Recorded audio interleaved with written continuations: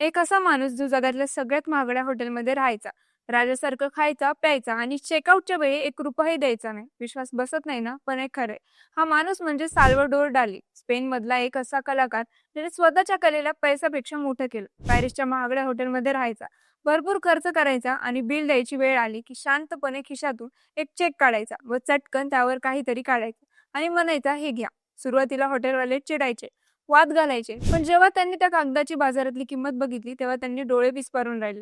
ते एक छोटंसं चित्र संपूर्ण बिलापेक्षा कितीतरी पटीने महाग असायचं. अनेक हॉटेलवाल्यांनी तो चेक बँकेत जमा न करता आपल्या हॉटेलमध्ये फ्रेम करून ठेवला. मग पुढे हॉटेलवालेच त्याला आमंत्रण द्यायला लागले. आता प्रश्न हा आहे की डाली जाणून बुजून करायचा का? तर हो, 100%. त्याला माहित होतं की लोक जितकं जास्त त्याच्याबद्दल बोलतील, तितकी त्याची कला जास्त लोकांपर्यंत पोहोचेल. बिल न भरणं हे त्याचं वेगळेपण होतं, त्याची ओळख होती.